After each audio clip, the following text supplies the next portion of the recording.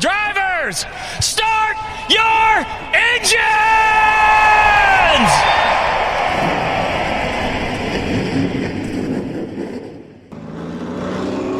Yellow's out. Van's just flat out wrecked him. Mincy busted her. What is up, everybody? We are back. It is currently Friday, March 18th. The green flag is out, and we are ready to roll 3 wide with DJG. Dakota, how was your week, man? It's been a long one. Today's my Friday at work, so I get the next 2 days off, and I fully plan on taking in some racing action this weekend. What about your week? How's it been? It's been long. The time change kind of ruined my sleep schedule. That's for sure. Yeah, and not to get political, but Congress really wanting to make this shit permanent. That's all I got to say about that shit. Yeah. Unbelievable. But week hasn't been bad. I've been really busy at work, so it's made my days go by kind of quick. I've been outside enjoying the nice weather when I can, but ready to talk some racing. All right. I think we have a decent show today. I think Kyle being on later is definitely what's going to make the show good for sure. But I did want to jump into some Phoenix post-race. The racing was all right. I didn't think there was much crazy stuff that happened. I didn't watch very much of it. I don't remember what I was doing, but I was busy. Oh, it was Shalina's birthday. That's why. Mm-hmm. So I didn't get to watch it, but I was very happy to see who won. Yeah. So Chase Briscoe did grab his first win in his Cup career. It was awesome. I mean, I was so happy to see him win. Indiana boy. Yeah. Ross Chastain finished second with Trackhouse. That team is dominating. I mean, they haven't grabbed their first win yet, but it's right on the tip of their tongue. It's right sure. there. You know, I wouldn't have thought that Trackhouse would have been this competitive this early on in the season. You know, they were a newly created team. They were, mid-pack last year. And now to be competing for not only top 5s and top 10s, but competing for wins. I mean, it's always good to see someone new in the mix. Like, obviously, everyone has their favorite drivers, and typically they're the ones that are in the top 10 every week. But it's really nice to see some faces that aren't typically up, racing for wins up there doing exactly that. Yeah. I think it's going to add a lot to the sport this year. I know we've talked about eventually someone's going to figure this new car out, and they're just going to dominate the entire season at some point, whether that's this year or a year or two down the road. But I know the whole point of these cars, again, we've talked before, was to try and even the playing field as much as we can, and we do see that happening, absolutely. Like, you still have your guys that run well every week regardless, Right. But, seeing people like Ross Chastain finishing second, and then Daniel Suarez had a good finish. He's ran well. He just, I think, did he end up wrecking last week? He had some tough luck, I want to say. I think he did have some unfortunate events happen, but you make a great point. I know, leading up to this season, they were talking about, equaling the playing field and giving the teams, equal opportunities. I think this is the best opportunity that all of these drivers that aren't normally talked about, giving them a chance to compete. Ross Chastain, again, had a few top 10 finishes, in previous years, nothing too crazy. And now he's finishing second at Phoenix. Tyler Reddick, he's been up front before, not as constantly as he has been, I want to say. And then, finishing fourth, Ryan Blaney, and finishing fifth, Kyle Busch. Those guys are used to running up front. But then you see names like Denny Hamlin who are struggling with this car. I don't think Denny has a top 5 yet. No, I mean, that's a good point. There's a lot of drivers who typically finish up top who are really struggling with these new cars. So it's interesting to see it play out, and I'm interested to see how long that lasts before, like you said, teams start figuring it out. I hope it doesn't happen, to be honest. Yeah. For the sake of, I like that the drivers are struggling with the cars, with the handling, and, people are spinning out by themselves. The car's just hard to drive. Yeah, I mean, which was, the whole point people were making about, in the previous cars, how much talent did it really take? Mm-hmm. The teams, I would say, put in most of the work, and you throw somebody in there, and they're able to wheel it. But, these cars, it's a challenge. And like you said, I enjoy watching that because, these cars shouldn't be easy to drive. And I think it goes back to, it relates a lot to short track racing where, those cars are hard to drive, and it takes, someone who's really talented to do it, and instead of just throwing somebody in there and getting it done. And I think this, moving into our next point, kind of branches into the Xfinity series. The Xfinity cars are kind of the same way. They're hard to drive. They have the composite bodies. They're built to kind of have a little bit of impact and then be able to keep driving. But, a lot of you can simply spin somebody by changing how the air hits their car. Like it's a lot of actually driving the car versus just sitting in there and holding a steering wheel. Yeah, which I think, to play off that point you made too, comparing it to Xfinity Series put on great racing last year. Oh, I was much more excited to watch Xfinity than I was the Cup Series last year. And I'm the same way. And so I'm hoping that with these new Cup cars, the first couple races, they've been all right to me. Not my favorite tracks to watch racing at, but I'm hoping at, the other tracks coming up on the schedule, it doesn't recreate Xfinity racing, but I'm excited to see how these cars handle like Martinsville or a road course, because having the bigger wheel on the car allows for a bigger brake package, which means I noticed this at Daytona. They could drive in towards pit road a lot harder and get on the brakes a lot later and get slowed down enough to meet pit speed. So I'm excited to see how that translates to a short track like Martinsville, flat track where you have to use a lot of brake, or a road course where you have to use a lot of brake on some of these turns, and see how guys adjust to this, see how they drive each other. If you're trying to outbrake someone in the corner, how much different is that this year than it was last year? Mm-hmm. Yeah, I agree. Noah was able to pull off a win. I knew it was bound to happen. Yeah, you did call it. Phenomenal job by Noah. Brandon Jones finished second. Josh Berry had a phenomenal run and finished third. He's very impressive. Yeah. I know he was kind of like the late model guy, but you just got thrown into an Xfinity ride, and he's there. But there's no question in my mind that all of that late model experience is carrying over for him. What I'm getting at is like he wasn't used to the larger tracks, right? And now he's out here running in an Xfinity car on much larger tracks. You have to drive, typically in late models, in most tracks that I watch, you run the bottom, whereas as tire wear happens in the Xfinity cars, depending on the track, they move up to the wall and they're running. I wouldn't stick my hand in between the car and the wall. Like there's not enough room. Right. Yeah. Regardless, he did a phenomenal job, and I'm happy to see a more recent late model driver jump up to NASCAR and do a good job at it. Another big name, Trevor Bain. He's impressed me.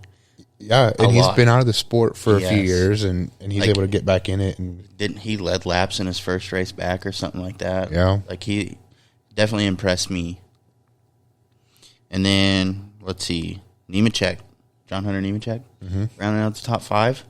I didn't watch a whole lot of that. I watched bits and pieces of it. But I did get to see the ending. I got to see Noah win. I was excited for that. And I'm excited. His season is off to a phenomenal start. So I feel like I said this last week, his luck's probably going to run out at some time. Maybe. I could be wrong. Yeah. He could be. I'm on the fence about that. He could be the guy this season. I mean, he's dominating so far. So I would like to see that continue for him. So we'll see how that goes. So moving on to the Rattler 250. Were you able to watch any of this? I was not. I wanted to, but we ended up going out for Selena's birthday, so I was at an Olive Garden watching a little bit of everything. But I was trying to keep up with some stuff on Twitter and Facebook and just kind of. Yeah, it was a decent race. Again, not much happening. I do know that Eddie Van Meter took a huge hit towards the end of the race. I believe I saw a video of that. Yeah, I was like, damn. What? Who was it? Wasn't it? I don't remember, but it looked like he just ran over the back of Eddie. And it wasn't Bubba? What? No. Because Bubba finished second. Duh. I don't remember who it was. I don't remember who it was either, but I did see the video of it. Yeah, I was like, wow.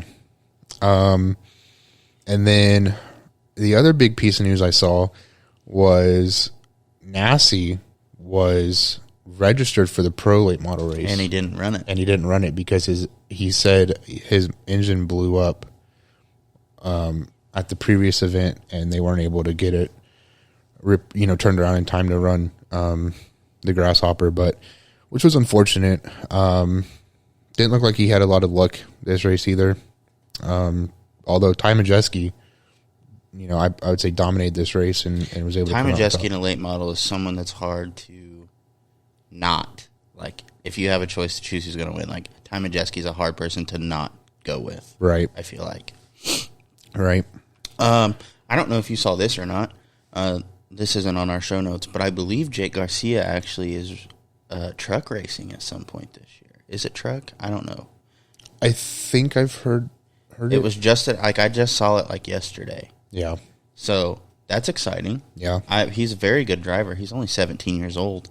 Yeah. I was going to say, I remember we saw him at Winchester this past season, Winchester 400, and he looked really good. Yeah. So I'm glad to see that for him. I'm glad to see any of these guys get an opportunity to go to the next level. So, but he's phenomenal for his age and definitely how he a very talented young driver. Yeah. So Ty Majeski finished first. Bubba Pollard. I feel like he's had a lot of bad luck towards the end of last season. Yes. So to see him, finish second here is awesome for him. I definitely think his 2022 season has gotten off to a pretty decent start. He did get a win. I believe it was during the Speed Weeks event that they had. Mm-hmm. And then obviously finishing second here. Solid turnaround from how last season was going. Yeah. And the season before that was even worse. So yeah, it's good to see him kind of get back on top of things and continue doing Bubba Pollard things. Yeah. I was going to say, I feel like last season and maybe even the season before that was like hectic in a way. It was like, they were like, I don't want to like assume, but it was like they were like throwing things together. Well, and I believe so. He was with Port City Race Cars, and then not last season, but the season before last, he switched. And then last season, he came back to Port City Race Cars, and I'm pretty sure that's where he's still at. So. Yeah. I hope it works out for him. Austin Nason finished his third. Hunter Robbins finishes fourth, and then Jake Garcia runs out the top five.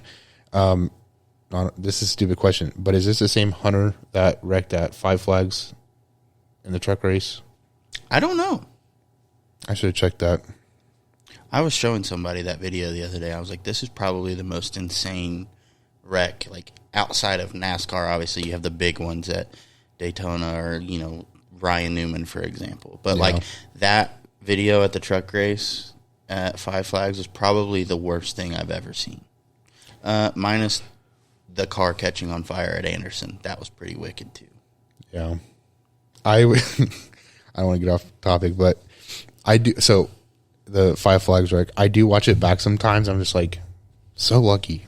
Yeah. And then I want to tell a story about, I'm not laughing, it's serious, but I was at work, and I think you might have messaged the group chat, and then my mom called me, and I'm like, what's going on? She's like, I just saw somebody die. I was like, what the hell are you talking about? I 110% thought, I was like, there's no way that this dude gets out of this car alive. Yeah. And lo and behold, last season, the car was actually out at Mount Lawn. Yeah, so I'll touch base with that. So I was like, I saw the video and I was like, holy shit, this guy's lucky because like you said, we didn't know. And then he got out, and then I was walking down pit road at Mount Lawn and I saw a burn up car, and I was like, surely to God, it's not the same car, right? Like maybe it was just like I don't know. And then I was like, dude, that's the same exact car that caught fire at Anderson. Put new body panels on it, but the inside was still burnt. Yeah, charred. Yeah, and that's why we don't take safety secondary. It's always priority for us. Safety is the most important thing when it comes to racing. Yeah, I won't talk much about that because I've heard mixed comments about what happened. But please, if you are racing, please take your safety as the priority. The next big piece of news, this shocked me. Hendrick Motorsports and NASCAR announced a partnership to field a modified next-gen stock car in the 2023 24 Hours of Le Mans. Driver lineups and other technical details will be announced at a later date. And I believe Chad Knaus will be in charge of this program. It's not on my bingo card for this year. No, definitely kind of a out of nowhere type deal. But it was funny because I was sitting there the other day at my house and I get a message from Chance on Facebook. He had sent something. He's like, guess I'm watching Le Mans now. And I was like, what do you mean? Well, then I hadn't looked at the message yet, and I was scrolling through Twitter and I saw the announcement for this on Twitter. I was like, I don't even have to go look at that message now. Like, I know exactly what he meant. So I'm excited to see how well it does. Obviously, it's going to be slightly different than a regular stock car. Yeah. They're going to have to make some modifications to it. But I think it's going to be really cool to see out there. Yeah. Definitely something different. Very different. And I wanted to add, I didn't put this in the notes, but it'll be entered in the Garage 56 slot, which is, I was reading it before we came on, is a entry dedicated for cars that are not typically in this race, and it's kind of like a slot for outside cars to come in and kind of, demonstrate their abilities and whatever. But I'm glad you explained that because I didn't know. Yeah, I just remember seeing it. But I do know, I don't know what the controversy is, but I do know that there has been controversy on Twitter among NASCAR fans about this development. I wish I read more into it because I'm curious to see what people's problems are about it, because to me, I think NASCAR should be doing everything they can in short track racing in general. I mean, we've had this conversation multiple times where they should be doing everything they can to appeal to more people and expose themselves to more people. And I think this would be a great opportunity to enter into a different form of motorsports and really draw more people into NASCAR. I think that was probably a big idea, like a big motive behind the move. Yeah. Plus, it's also just something you're like, oh, there's a cup car, and so it's pretty cool, especially as a cup. I'm typically not a road course. I don't watch F1. I don't really watch. Mm-hmm. I watch the Indy 500 maybe, but I'm not really big into that kind of stuff. But I think maybe this is a way that people that are oval track race fans will get into this a little more. Like, just for example, when NASCAR added all the road courses, was it last year? Yeah. I was like, this season's going to suck. But they were all actually pretty decent races. Yeah. And I did kind of watch the 24 hours at Daytona. Obviously, I didn't sit and watch all 24 hours, but I did sit and watch little bits of it. I actually had a friend that I went to college with, who is now, at the time, well, he still is, but is an engineer for the team that won the Rolex 24 hours. So that's pretty cool. Yeah. I know that was something that he was very proud of, as he should be. Right. That's a big achievement for him, especially early in his career. Like, he literally had just graduated. Right. Was on this team, and then they go win 24 hours of Daytona. So super cool for that.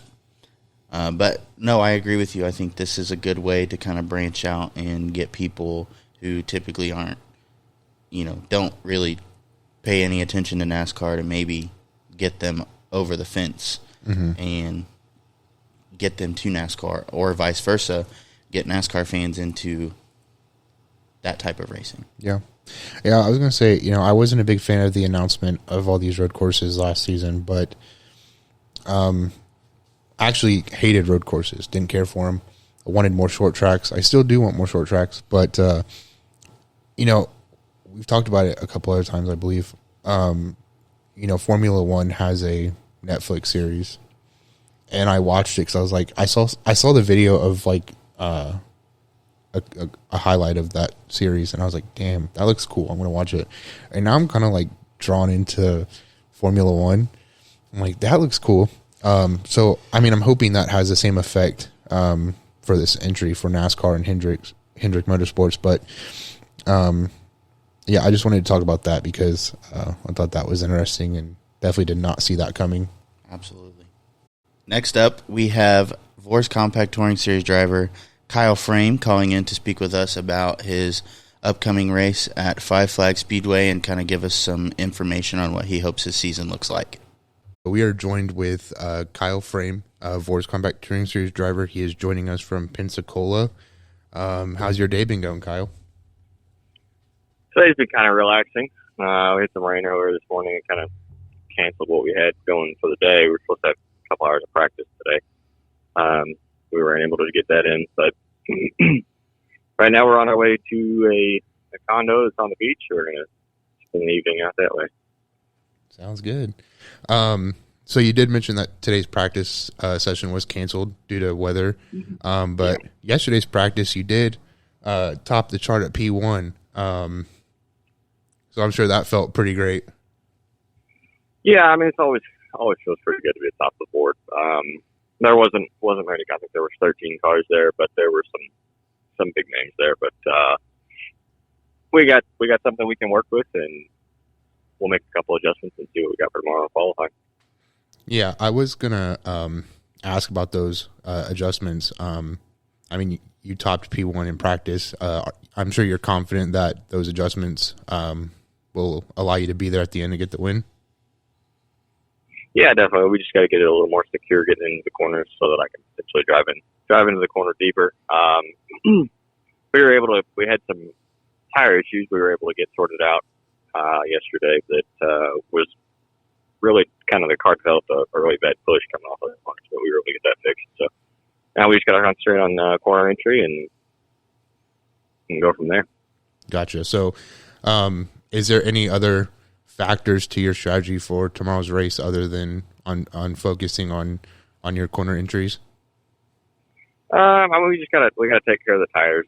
These tires are also always not the greatest on the long run, especially with the way we drive. We have to drive these cars. It really just tears the tires up. So it's gonna be, you gotta take care of the tires. It's gonna be somewhat of a long race. I think they originally scheduled us for 40, but now they're talking like it's gonna be 50. So it's just gonna be really important to take care of the right front tire and make it last us that. Gotcha. So, Kyle, knowing that you have another car at home that's in the process of being built, do you approach this race with a more aggressive attitude or a more conservative attitude? I talked to Dad earlier this winter in our process. I think last year I was a little too conservative at times, and it kind of may have cost me a couple points, a couple positions. So I think I've kind of decided this year I'm going to be a little more aggressive right out of the gate. And I think that showed in practice yesterday. Well, that's good to hear. I'm looking forward to watching that. So looking forward to the remainder of the season. I know we're just getting started, but what are some goals that you've set for yourself? I mean, with the new car, it's going to be kind of difficult, but we are coming back. We plan to either, at the very least, contend for a championship, if not win the championship this year. We were really close last year and let it kind of slip away right there at the end with a couple of bad races to finish out the year, but I don't plan on doing that this year. Right on. Do you have a race on the schedule this year that you're most looking forward to, or are they all kind of just you're ready to go? Yeah, we've got a couple marquee events this year, I guess you could say. We've got the 150 lapper at Anderson. as well as the big race at Lucas Oil coming up here in July. That we're going to be part of the NASCAR weekend. And then Jennerstown Speedway out in Pennsylvania for the first time. I seem to do pretty well with the inaugural events, last year being the first race in Florida, also the first race of more than 50 laps or so. We ran a 75 lap at Anderson, and I won that. Well, sounds like... Oh, go ahead. I do have a question. I am a little surprised that you didn't mention Nashville, considering I think you had a pretty strong run this past season. If I remember correctly, you had a few lap cars that caught you up at the end, and I believe you finished second. Are you looking forward to going down there again this year and getting that win? Yeah, I mean, I've had a really good car the last 2 years down there in Nashville, and I am looking forward to get down there and kind of have some redemption for that race. Lap traffic's always going to be a factor. It just seemed to have bit me. That race in particular it just seemed to bite me every time I caught him. I was catching him in packs of 4 and 5, and there wasn't really room for me to go, and I kind of just had to basically cut the line for Tom, and he was able to catch up to me. But it is what it is. I'm really looking forward to get back down there and showing what I got, because I really enjoy that track. I really enjoy the big tracks in general. I've always done well with everyone we've gone to. Right. I know that Dakota and I plan on being at, the Anderson race, the Lucas Oil race, pretty much anything that's close to us. Dakota's been to Nashville. I didn't get to go. So I know that we want to go back, so we might try and make a trip down there for that as well. But I guess kind of the last thing I have for you is I know that I've seen a couple of your posts on social media about wanting to get in a late model. Has that been a thought that's actually crossed your mind? Is it a possibility in the future, or have you ever thought that far into it? Yeah, I mean, I guess anything at this point, anything's a possibility. Late models are, they're not cheap. It would have to come with some significant funding, because I can't necessarily afford it myself unless I completely got out of the front wheel drives or found somebody that was willing and wanted to try and take that chance on me. But I would love to have that opportunity, but at the moment there's not really much out there. But I'm not saying no to anything by any means. Well, I as well would love to end up in a late model. Granted, I'm not really racing yet, but I think it would be, that's a goal of mine, whether or not I get there. But either way, I think Dakota and I are very excited to see you out there this weekend. We're excited to see the new car get finished up and see how well you do this season, especially if you're going for the championship, if you're kind of changing your driving style a little bit to be more aggressive. I know I'm very excited to see how well this goes for you this season. I think you're definitely a driver in the VOR series that catches a lot of eyes. At least since I started kind of paying more attention to the VOR series, you've definitely stuck out to me, and being in contact with you through social media and stuff, Absolutely. So, yeah. Well, I appreciate it, guys. I appreciate you guys coming on board this year for 2022 with the new car. Anything helps at this point in this stage. I'm excited to have you guys on board. I love listening to it when I get the chance to. I'm extremely busy, but I do try to listen to as many of the podcasts as I can. Yeah. You guys are great, and you guys do an awesome job for what you do. Yeah, and we appreciate that too, and we're very appreciative of having the opportunity to partner with you this season and hopefully in the future. But I did want to piggyback off of Jarrett's comments about the late model. I think you're a very talented driver. I've watched the VOR series for quite a while, since that's the series that I'm trying to jump into, and I definitely think that you deserve an opportunity, and I hope that somebody somewhere is willing to give you that opportunity. So, well, I appreciate that, and like I said, I'm always looking. I'm always sticking it out there for anybody that I can. But we'll see what happens. Like I said, I'd like to ride this train as long as I can. Who knows where it's going to go? I'm kind of old at this point to go NASCAR, but I'd never say never, but yeah, I never say never. Exactly. That's true. Well, that's all I have for you. I do want to thank you for taking time out of your day. I know, your schedule kind of got messed up with the rain and stuff like that. You didn't get to do everything with the race car you wanted to do today, but we do appreciate you taking the time to speak with us and let us hear about your plans for the 2022 season. Sorry, English is difficult. Sometimes, yeah. But no, we do really appreciate you taking the time, and we look forward to keeping up with you as the season progresses. Awesome. Absolutely, guys. Like I said, I appreciate you guys having me on. Not a problem. Thank you again so much for jumping on with us for a little bit, and wish you the best of luck for tomorrow's race, and we'll be watching. Awesome. Look forward to it, guys. Thanks.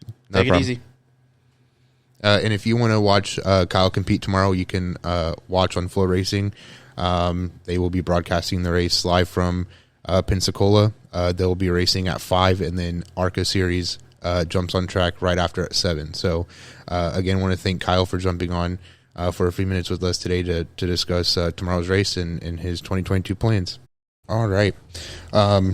Pre-race at Atlanta. So I do know today's scheduled practice sessions were canceled due to weather. It looks messy down there weather-wise. But the truck race, I believe, is scheduled for 2:30 tomorrow, and then the Xfinity race will follow at 5. What are you thinking? Honestly, don't know, because Atlanta just got repaved, correct? Yeah, and they have increased banking. Yes. So it's a new track. I know that their goal was kind of to make it more of like a super speedway type racing. So I have no idea how this is going to go. Yeah. It could be very fun to watch, or it could be very, very, very messy. Yeah. Yeah, I agree. I'm not too big on providing my picks for this race because I don't know. It's definitely a toss up. I believe it's a new track. I'm sure they have some simulator time, maybe. But I don't know what to expect for this race. I think first, if it's going to be more super speedway type, like if that is what it truly comes out to be, I feel like you have to put Bubba Wallace up there. I mean, he's shown, he's typically works his way up to the front in super speedways. I hate Toyota. As far as NASCAR goes, late model series, I don't care. Like my favorite driver drives a Toyota, but just NASCAR, Ford guy. But I feel like I know Denny Hamlin has really struggled this season, but he's due for something. Yeah, and I think that this might be it. Other names like Chase Elliott. Chase Elliott's due for, and he's not had very good luck this season either, which is unfortunate. Coming from a Chase fan, but I also would like to see someone like Daniel Suarez or Ross Chastain keep their momentum going and potentially get a win, or someone else who really just isn't typically up towards the front. I would like to see Michael McDowell do well. He won Daytona 500 last year. Yeah. So maybe this plays into his favor a little bit. Yeah. I really don't know. I don't have like a defined pick where I'm like, yeah, this is it. I think any of the top guys are a good pick. Kyle, Denny, so on and so forth.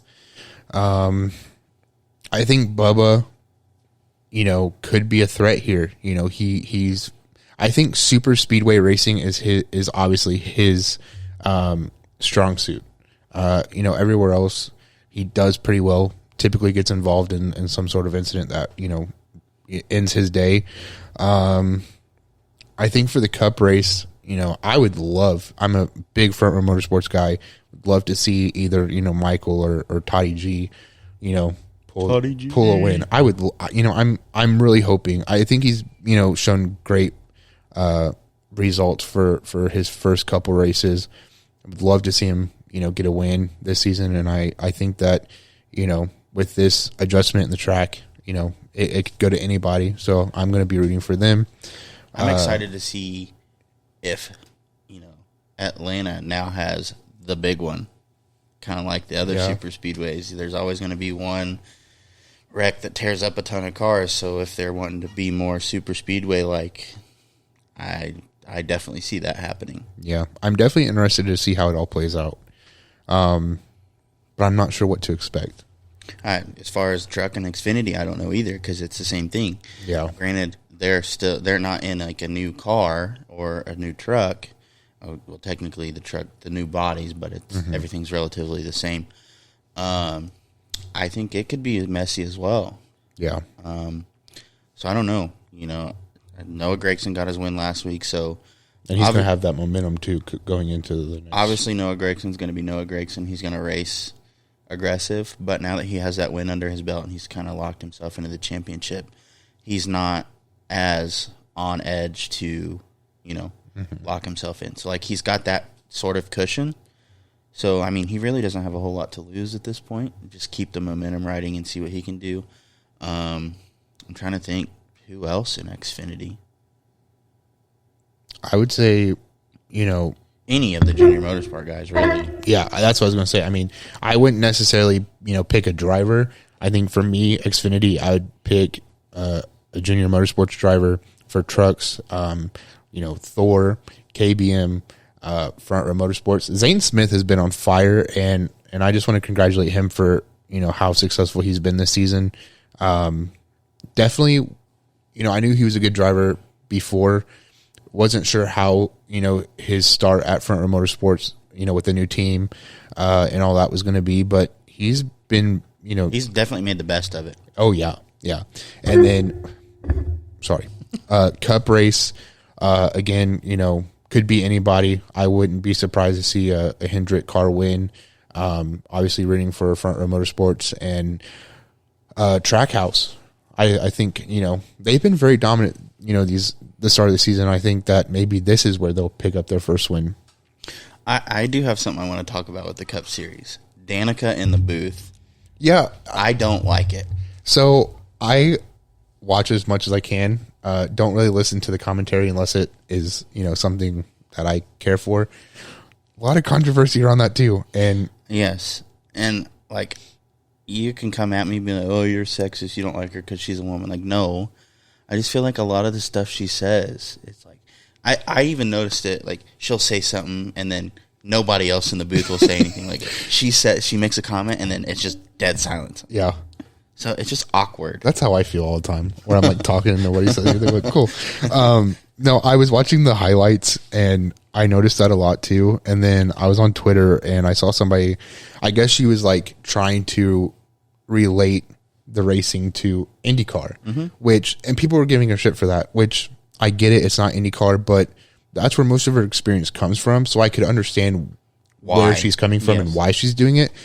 But I saw a tweet that was like, I love how Danica tried relating it to IndyCar, and Clint nicely said, this isn't IndyCar, something like that. I thought it was funny, but yeah, I don't know. I think she's trying. It's just, it's Danica. I don't know. Yeah.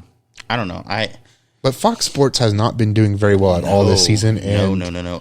There was a graphic where someone was like, we're 3 races into the season, and they still can't spell Chase Elliott's last name correctly. Well, that and their coverage has been awful. I'm sorry to whoever works at Fox. But the truck race where there was a big accident at the end and nobody caught it. However, that's not necessarily Fox is doing, but they went like a lap and a half, almost 2 laps before the yellow came out. Yeah. Well, I mean that part, but like they wouldn't. There was like no footage of it. Yeah. So it's like they were talking about driver. There's a driver, I can't remember his name off the top of my head, who dislocated his arm. Nobody knew about that until that says the same driver. Yeah, until an hour after the race, and nobody saw it. Another guy had huge damage on the front end of his car, his truck. And nobody had saw it. What happened? Nobody knows because they didn't catch it. And I love the memes that people put on Twitter of where it's like Fox coverage. It's like zoomed in on the grass or some shit like that. That's funny to me, but yes, I don't know.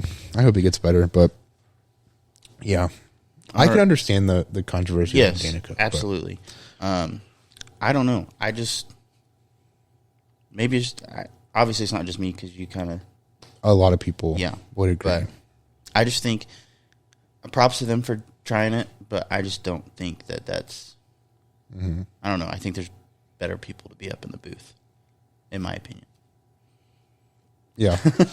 But anyway, so I know this is a racing podcast, but it is March, and everybody knows that means March Madness college basketball.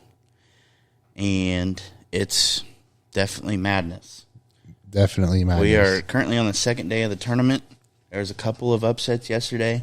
Kentucky being one of them, a 15 seed beating a 2 seed. Not very many people saw that one coming. Definitely did not see that one coming. As a former student of a college in the MAC, I was watching Akron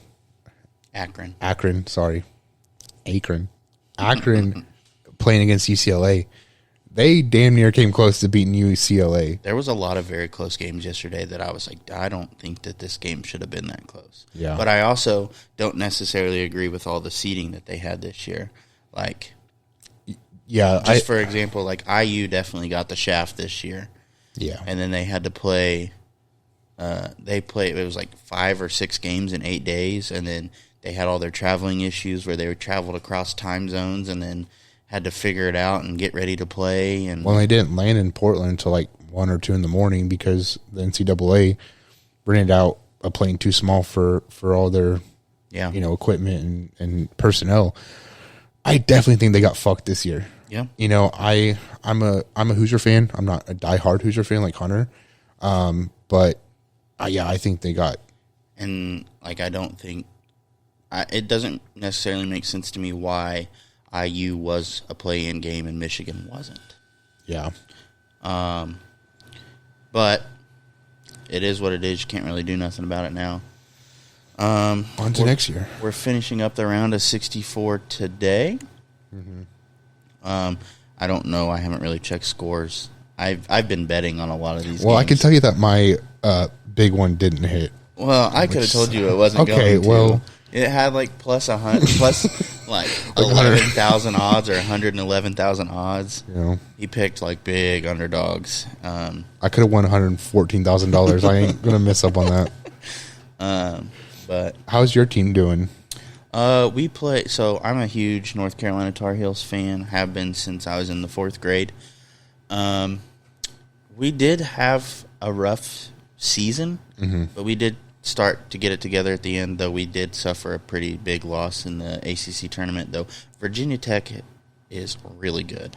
They ended up beating Duke to win the ACC tourney, but we played Marquette yesterday. We were an 8 seed, they were a 9 seed, and we ended up beating them by 30-some points. North Carolina set an NCAA tournament record with most threes in a tournament game. We looked really good, to say the least. We play Baylor, number 1 seed Baylor tomorrow, so I'm kind of nervous about that one, but I think if we beat them, we should have a pretty good remainder. I think if we can beat Baylor, we should be all right for a little while. Let's see. Notre Dame was playing Alabama. I don't know if that game's over yet. Notre Dame was winning. They were the underdog. Miami beat, was it USC? Yeah. Barely. I was talking to my buddies about this, and they're like, tell me how USC just scored 6 points in 7 seconds to be down. They were down 2 or they tied it up or something. And then I guess Miami hit free throws at the end to end up winning the game. Yeah, that was a close game. UConn, another big surprising loss. Richmond ended up winning their game yesterday. They beat, was it Iowa? Yeah. Yeah. So we were watching that game and whatever, and it was a good game. It was. It was a really good game, and I love to see Iowa lose. So I'm very excited for the tournament this year. I love March Madness. It's like Christmas in March for me. It's like the one thing I really look forward to every year. But this year, I think I look forward to it more because there hasn't been a super dominant team all season. Okay, Gonzaga was the number 1 overall seed, but I thought they were going to get beat yesterday. They came close a few times. And like they went into halftime, they were tied. And so, you know, stuff like that, it's March Madness, stuff like that happens. But it's so much fun to watch. I actually didn't fill out a bracket this year, which is very weird for me. I wanted to, but I completely forgot about it. I did too. But mine would have been busted. So mine would have been long gone. But I have been betting on a lot of games. I was up. I don't bet very much. Like I put like $300 in my account, and I said, when that runs out, it runs out. I was down to $30 the other day, and I woke up the next morning. I was sitting at 200. I'm like, all right, we're ready to go again. But so I've been enjoying doing that, and I'm really looking forward to see who wins it this year. Like, I don't have a team off the top of my head that I'm like, they're guaranteed to win the tournament. Now, women's March Madness, on the other hand, I'm excited for that side of, the tournament as well. I'm a huge Tennessee fan, and so I'm rooting for both teams. Now, Tennessee's men's team this year is phenomenal. They're scary. Yeah, so Tennessee's men's team is pretty good. Tennessee women's team is the tallest team in the women's entire, sanctioning body, I guess. So I am. I did not know that. Yeah, and Tennessee is the only team, I believe is what they said, that has made 40 out of 40 appearances in the women's NCAA tournament. Now, I'm a huge Pat Summitt fan. May she rest in peace. But Kelly Harper is a phenomenal coach, and I really do think that she is going to lead the Lady Volunteers to a NCAA championship this year. On the men's side of things, I think Tennessee men's team, I think they're a threat. I hope that they don't become a victim of losing to an underdog. I was telling somebody at work. That's the risk of being such a high seed, though. Almost everybody you play is an underdog. Yeah. Well, I mean, I was talking to some guy at work today, my coworker, and, I was like, I love March Madness, but I don't recall ever seeing this in my lifetime where, you have so many underdogs beating, high seed teams. Now, of course, it's happened before. Where was it, like Virginia Tech? Virginia, the number one seed. Virginia lost. I don't know who they lost to, but Virginia was a number one seed, and they lost to a 16 seed. It was the first time it ever happened. And so, I mean, like, it happens, but I feel like it's happening more frequently now this year. And I was watching one of the games, and the broadcasters were talking about how there isn't a team that isn't good this year. They're all really good. And so, I was watching one of the games I bet on that was part of like the 11,000 plus, and it was like a really close game, and they were like,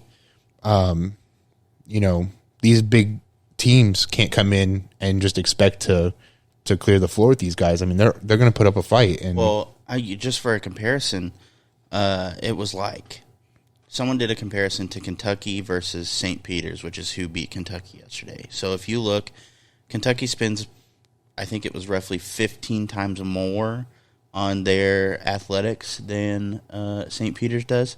And I saw a picture of both of their gyms that they play in. So, UK has this giant, basketball. It's a really nice stadium that they play in. Well, if you look at St. Peter's, it looks like I played in nicer high school gyms than their college gym, and they went in and just beat number 2 seed Kentucky in the NCAA tournament. So it just goes to show that there are a lot of actually really good teams out there. No one's been super dominant this year. Right. Yeah. Well, that's all I got. I'm just excited to keep watching. Like you said, I don't know who's going to win this tournament. Obviously, I'm rooting for my team, but I don't know. It's a toss-up. I have no idea, but that's all I have. I'm excited to hopefully watch some racing this weekend. I don't know how busy I'm going to be. It kind of depends on Shalina. But so anyway, we do want to thank Kyle Frame again for coming on with us and talking with us. We want to thank everybody who is listening and or watching now that we have that ability. And we hope that you continue to do so. Tell your friends, tell your family. Tell your moms and dads. Race fans. We appreciate all the support and hope we continue to grow and provide you with enjoyable content as we continue to learn what we're doing as our race season starts. And, So, hope to see you back next week, and have a good one.